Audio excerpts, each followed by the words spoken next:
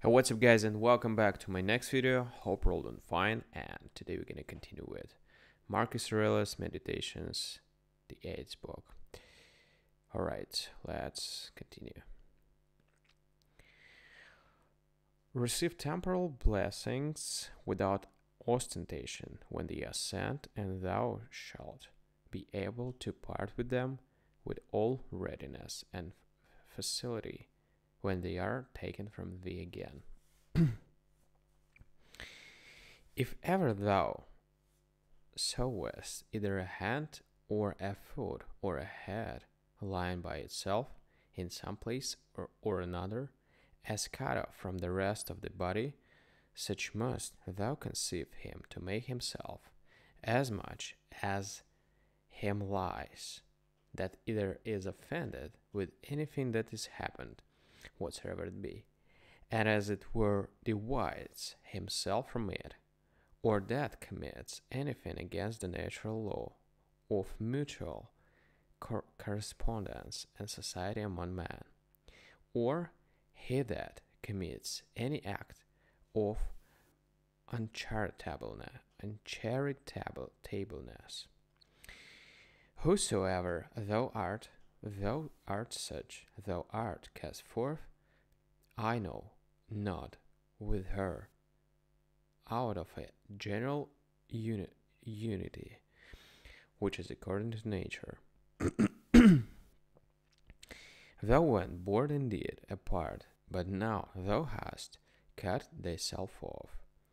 However, herein is matter of joy and exultation, that thou mightest be united again.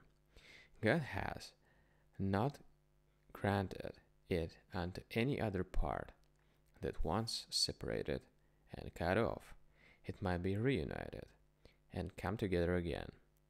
But behold, a God in us, how great and immense it is, which has so much esteemed man.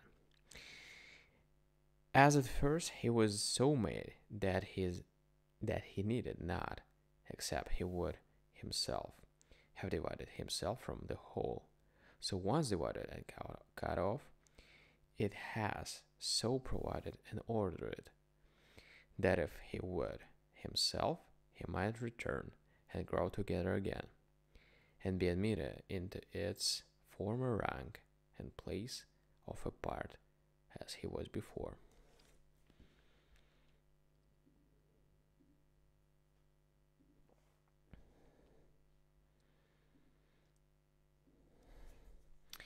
As almost all her other faculties and properties, the nature of the universe has imparted unto every reasonable creature, so this, in particular, we have received from her, that as whatsoever does oppose itself unto her, and does withstand her in her purposes and intentions, she does, though against its will and intention, bring it about herself to serve herself of it in the execution of her own destinated ends, and so by this, though not intended cooperate of it with herself, makes it part of herself, whether it will or no. So may every reasonable creature, what crosses and impediments soever it meets within the course of this mortal life, it may use them as fit and proper objects to the furtherance of whatsoever it intended and absolutely proposed unto itself as its natural and happiness. As its natural end and happiness,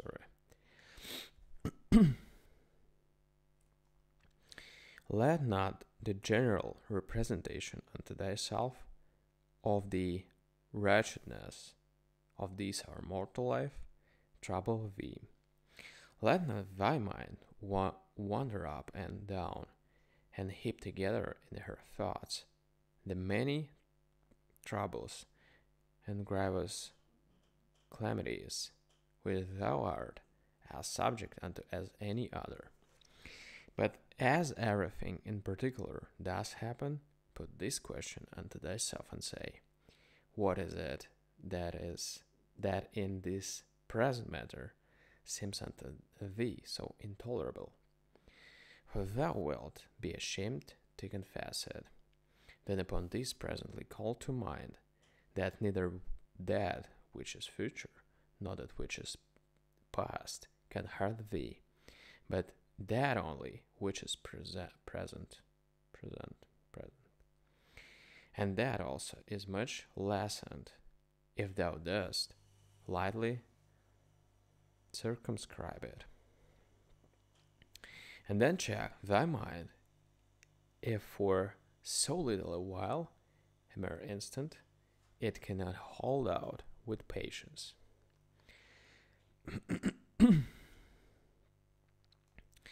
What are either Panthea or Pergamus abiding to this day by these their master's tombs, or either Chabrias or Diomedes by that of Adrianus? Oh, foolery! For what if they did, would their masters be sensible of it? Or if sensible, would they be glad of it? Or if glad, were this immortal? Was not it appointed unto them also, both men and women, to become old in time, and then to die? And these, once dead, what would become of these former? And when all is done, what is all this for, but for a mere bag of blood and corruption?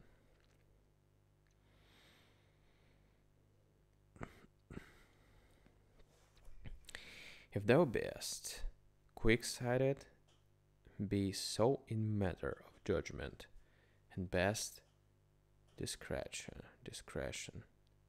says he.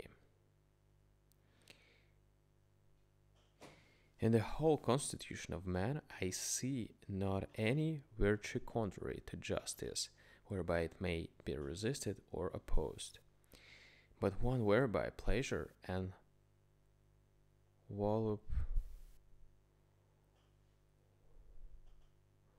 voluptuousness may be resisted and opposed. I see continence.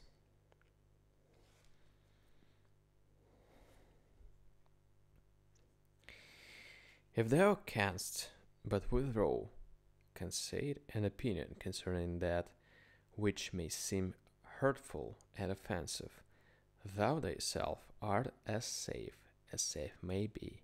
Thou thyself, and who is that? Thy reason. Yeah, but I'm not reason. Well, be it so. However, let not thy reason or understanding admit of grief, and if there be anything in thee that is grieved, let that, whatsoever it be, conceive its own grief if it can.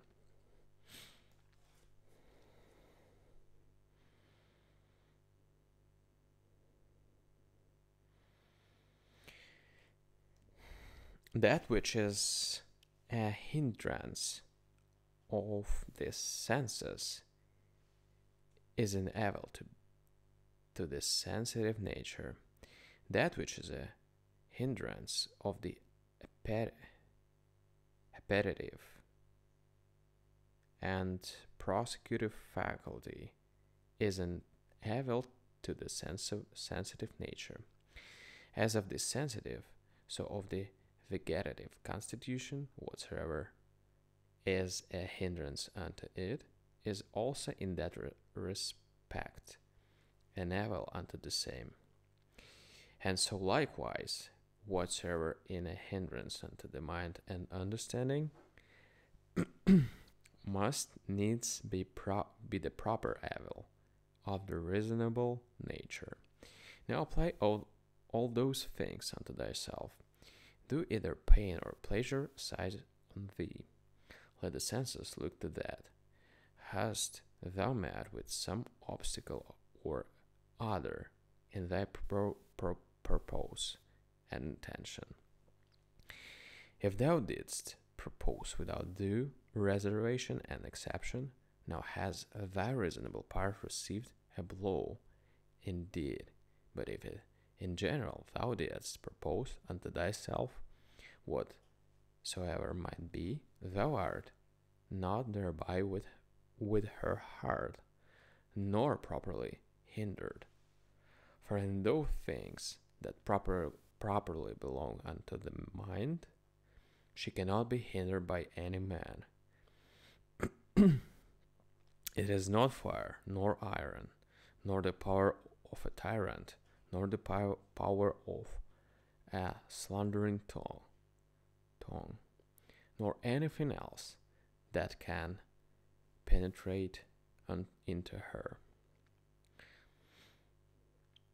If once round and solid, there is no fear that ever it will change. Alright guys, thank you for joining me today on this video, and see you tomorrow on the next one. Bye.